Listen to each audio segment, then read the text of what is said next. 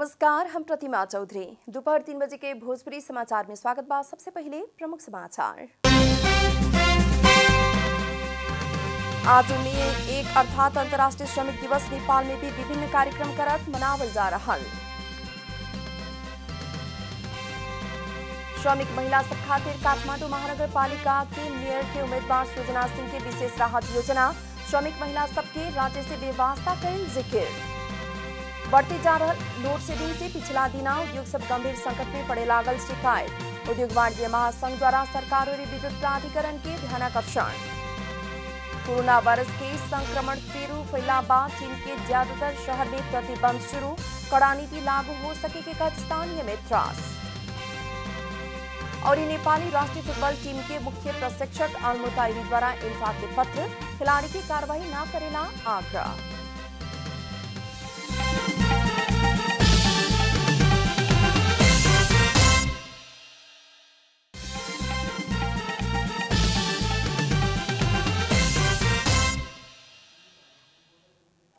आप पूरा समाचार।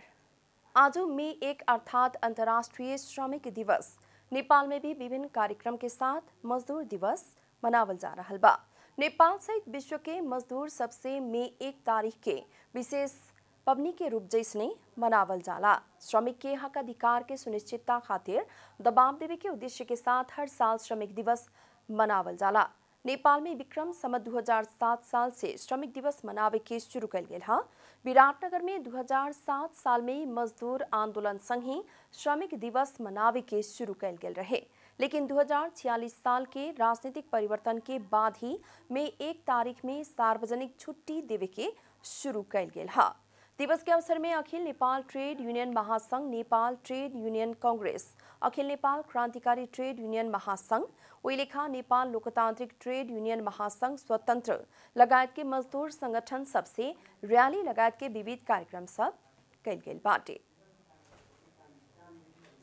राष्ट्रपति विद्या देवी भंडारी श्रम और सीप लगानी करके राष्ट्र के समृद्धि में योगदान करे खातिर आह्वान कैले बानी। 133वां अंतर्राष्ट्रीय श्रमिक दिवस के अवसर में शुभकामना व्यक्त करत उहाँ के देश के उद्योग, कृषि, निर्माण और सेवा लगायत के श्रम के विभिन्न क्षेत्र में आपन श्रम और सीप लगानी करके राष्ट्र के समृद्धि में योगदान करे के संपूर्ण श्रमिक सब प्रति सम्मान भी व्यक्त कैले बानी हा। राष्ट्रपति भंडारी देश के आर्थिक विकास प्रक्रिया में श्रम और सीप के महत्व के उजागर करत श्रम के सम्मान करे वाला संस्कृति के निर्माण में थप योगदान करे पड़े के उल्लेख कैले बानी। दिवस के अवसर में प्रधानमंत्री शेर बहादुर देउबा देश के आर्थिक सामाजिक क्षेत्र के महत्वपूर्ण चालक शक्ति के रूप में रहल श्रमिक वर्ग के काम और जीवन के मर्यादित बना के ही उत्पादन और उत्पादकत्व अभिवृद्धि कर सके के बतौले बानी। वहाँ के श्रमिक सबके एकता और संघर्ष से ही परिवर्तन आ उपलब्धि हासिल करेला संभव भइल भी बतौले बानी। सभामुख अग्नि प्रसाद सापकोटा दिवस के अवसर में शुभकामना संदेश देहत कोरोना संक्रमण के प्रभाव में कमी अइला से अब लाखों श्रमिक खाली रह पड़े वाला अवस्था अंत होखे के विश्वास भी व्यक्त कैनी हा। श्रम दिवस के अवसर में सरकार द्वारा इस साल मर्यादित श्रम, सुरक्षित रोजगार, विकास और समृद्धि के आधार कहे वाला मूल नारा तय कल गेल बाटे। प्रमुख प्रतिपक्षी दल नेकपा एमाले के अध्यक्ष केपी शर्मा ओली स्थानीयतः निर्वाचन में उठल अन्य दल के उम्मीदवार सब चर्चा समेत करे लायक ना रहल टिप्पणी कैले बानी। अध्यक्ष ओली उम्मीदवार बने वाला इच्छा कैल अन्य दल के उम्मीदवार सबके अधिकार के बात भइला पर भी उ लोग चर्चा करे लायक ना भइल भी बतौनी हा। अंतर्राष्ट्रीय श्रमिक दिवस के अवसर में इतवार के काठमांडू में आयोजित एक कार्यक्रम में बोलत वहां के आवश्यकता ही ना भइल अन्य दल के उम्मीदवार सबके छोड़ के सूर्य चिन्ह में मतदान करके एमाले के उम्मीदवार सबके विजयी करावेला भी सबके हुके आह्वान कैनी हा। कसैको उम्मेदवारको बारेमा म केही भन्न चाहन्न, किनभने भनिरहन लायकै छैन, चर्चा गर्न आवश्यकै पर्ने खालका छैनन्, केही कुरा गरिरहनु पर्ने नै आवश्यकता छैन। त्यसकारण म कसैको बारेमा केही भनिरहन चाहन्न। साथीहरूले कतिपयले इच्छा गर्नुभएको छ, इच्छा गर्न पाइन्छ, उहाँहरूको अधिकारको कुरा हो। उहाँहरूले इच्छा गर्नुपर्छ, उहाँहरूको इच्छालाई सलाम गरौँ, सूर्यमा भोट हालौँ, एमालेलाई विजयी बनाऊ, काठमाडौँलाई सपारौँ। अध्यक्ष ओली पार्टी के चुनावी घोषणा पत्र और स्थानीय तह के प्रतिबद्धता पत्र लेके चुनावी प्रचार अभियान के तीव्रता देवेला भी पार्टी के नेता कार्यकर्ता सबके सचेत करौनी है। वहां के मजदूर सबके हक अधिकार सुनिश्चित करे खातिर एमाले सदैव तैयार रहल भी बार बार दोहरौनी है। भोजपुरी समाचार में आप छोट विश्राम।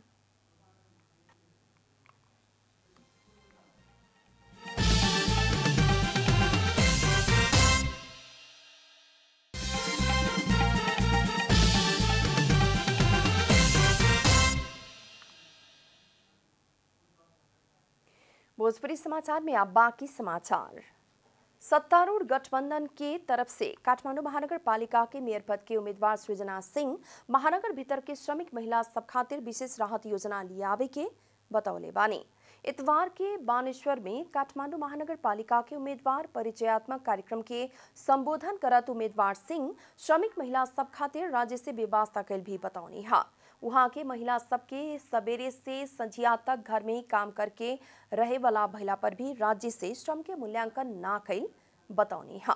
वहां के अपने काठमांडू महानगर पालिका के मेयर भइल खंड में गरीबी के रेखा के नीचे रहल श्रमिक महिला सबके खातिर विशेष राहत योजना लियावे के भी बतौले बानी। र उहाँहरू बेरोजगार हुनुहुन्छ, जसको आय न्यून छ र जो महिला दिदीबहिनीहरू गरिबीको रेखामुनि हुनुहुन्छ उहाँहरूको लागि मैले विशेष राहत योजना पनि मैले ल्याउँदैछु भनेर म भन्न चाहन्छु। वहां के श्रमिक महिला सबके लइका लइकी खातिर महानगर भीतर के 91 गो सामुदायिक विद्यालय सब में शिशु स्याहार केंद्र बनावे के भी बतौले बानी। वही लेखा महानगर द्वारा युवा क्लब सबके साथ सहकारी करके युवा सबके खेलकूद तरफ आकर्षित करे के भी वहां के बतौनी है। सिंह प्रत्येक सार्वजनिक स्थल में निःशुल्क पिए वाला पानी और शौचालय की व्यवस्था करे के भी उल्लेख कैले बानी। नेपाली कांग्रेस के महामंत्री विश्वप्रकाश शर्मा नेपाली कांग्रेस पार्टी आसन वैशाख 30 गते होखेवाला स्थानीय तह के निर्वाचन में राष्ट्रीय रूप में विजयी बने के दावी कैले बानी है। इतवार के काठमांडू में भइल एक कार्यक्रम में बोलत महामंत्री शर्मा ऐसा दावी कैनी है। महामंत्री शर्मा स्थानीय निर्वाचन में कांग्रेस मजबूत बने वाला दिखला बाद नेकपा एमाले के अध्यक्ष केपी शर्मा ओली अपना से क्विंटल और अन्य 1-1 किलो के ढक भइल त्रासपूर्ण अभिव्यक्ति देहल भी बतौनी है। कुछ दिन पहले नेकपा एमाले के अध्यक्ष ओली एक सार्वजनिक कार्यक्रम में गठबंधन के 5 दल 1-1 किलो के ढक भइल और नेकपा एमाले अकेले क्विंटल भइल अभिव्यक्ति देले रहने।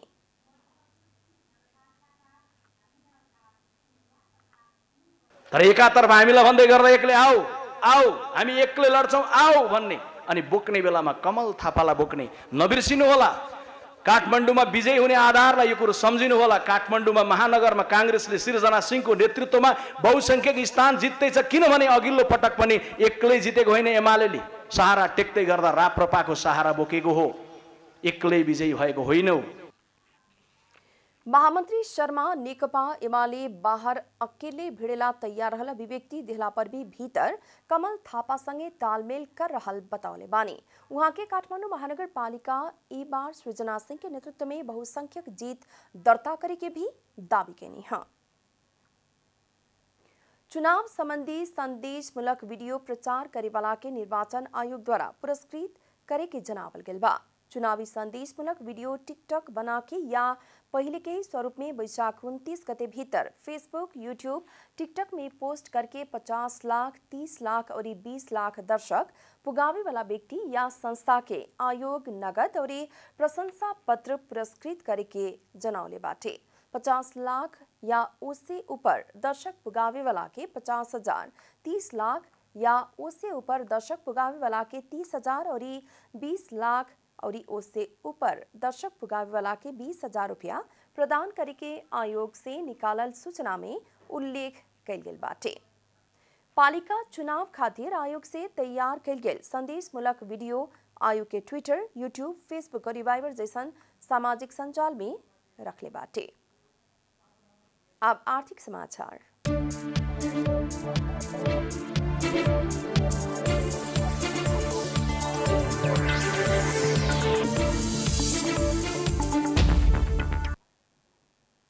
Nepal stock exchange NEPSE share बाजार इतवार के बंद भइल बाटे। आज अंतर्राष्ट्रीय श्रमिक दिवस के अवसर में सरकार द्वारा सार्वजनिक छुट्टी देहल कारण शेयर बाजार बंद भइल ह।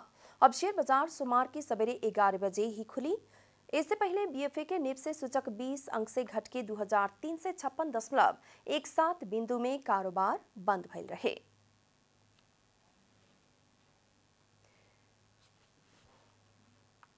बढ़ती जा रहल लोड शेडिंग से पिछला दिना उद्योग सब गंभीर संकट में पड़े लागल कहत नेपाल उद्योग वाणिज्य महासंघ द्वारा सरकार और नेपाल विद्युत प्राधिकरण के ध्यानाकर्षण करावल गेल बाटे। लंबा समय विद्युत कटौती, ट्रिपलिंग, लो वोल्टेज लगायत के समस्या से नियमित तालिका मुताबिक उद्योग संचालन करे ना सके वाला अवस्था में पुगल कहत उद्योगी व्यवसाय के छाता संगठन नेपाल उद्योग वाणिज्य महासंघ द्वारा सरकार और नेपाल विद्युत प्राधिकरण के ध्यानाकर्षण करावल गेल ह।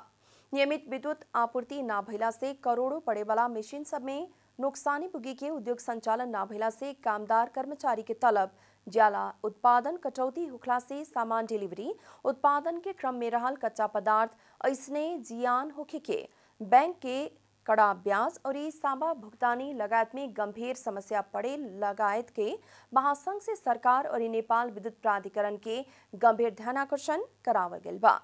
प्राधिकरण जौन भी दाम में भी भारत से विद्युत खरीद करके औद्योगिक क्षेत्र में ऊर्जा अभाव होके ना देवेला महासंघ के मांग बाटे। भोजपुरी समाचार में फिर छोट विश्राम।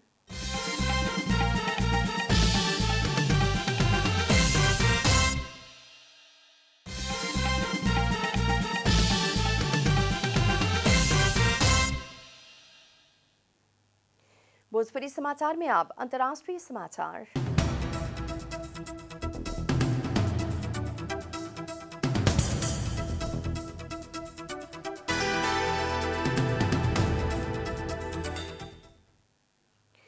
कोरोना वायरस के संक्रमण फिर फैले लगला बाद चीन के ज्यादातर शहर में प्रतिबंध शुरू कैल गेल बाटे। राजधानी बेइजिंग के स्थानीय सबसे अब सार्वजनिक स्थान में प्रवेश मिले खातिर संक्रमण ना रहल प्रमाण दिखावे के पड़ी। अधिकारी सब द्वारा बेइजिंग के ज्यादातर बासिंदा के कोविड परीक्षण करेला आदेश जारी कैल गेल बा। फिर लॉकडाउन होके के त्रास फैला बाद लोग सब अत्यावश्यक सामग्री के कीन मिल में जुटल बाटे। इससे पहले कोरोना वायरस के संक्रमण नियंत्रण में चीन विश्व में ही कड़ा नियम लागू कैले रहे। पिछला अवस्था संग ही सरकार द्वारा फिर और कड़ा नीति लागू कर सके के कहत स्थानीय समय त्रास फैल रहल बा।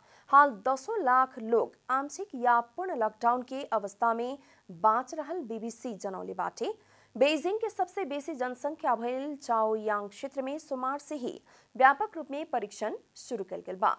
परीक्षण अभियान हाल कमती में 12 गो क्षेत्र में विस्तार कैल गेल अंतर्राष्ट्रीय संचार माध्यम सब जनौले बाटे। बेइजिंग की जनसंख्या 2 करोड़ 10 लाख बाटे। आप खेलकूद समाचार।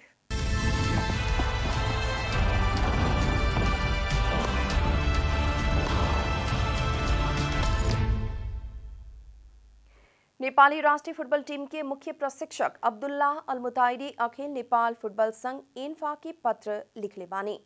खिलाड़ी के साथ पिछला समय उत्पन्न विवाद के बारे में अल-मुताइरी इन्फा के पत्र पिठौलन है। मुख्य प्रशिक्षक अल-मुताइरी के कार्यशैली में असंतुष्टि जनावत एएफसी एशियन कप छनौट के बंद प्रशिक्षण में रहल 10 खिलाड़ी द्वारा प्रशिक्षण छोड़ला बाद वहां के विवाद में आयल बानी है। 10 खिलाड़ी द्वारा कैंप छोड़ला बाद अल-मुताइरी से थप 17 खिलाड़ी के प्रशिक्षण में बुलावे के तैयारी हो रहल बा। इन्फा के महासचिव इंद्रमान तुलाधर के संबोधन करत लिखल गए पत्र में अल-मुताइरी प्रशिक्षण छोड़ल खिलाड़ी के कार्रवाई न करेला आग्रह कैले बानी। अंत में प्रमुख समाचार फिर एक बेर। आज में एक अर्थात अंतर्राष्ट्रीय श्रमिक दिवस नेपाल में भी विभिन्न कार्यक्रम करत मनावल जा रहा है।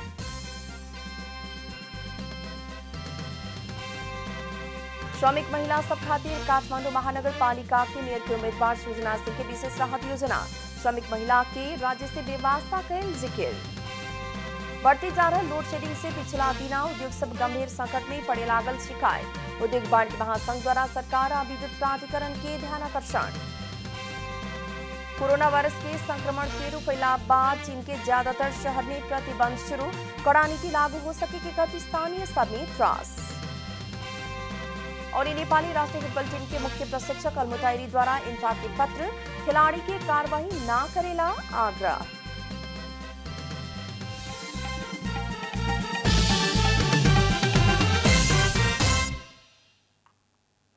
एक साथ भोजपुरी समाचार अभी खातिर इतना ही। जनता द्वारा जनता खातिर प्रसारित जनता टेलीविजन देखत रही। नमस्कार।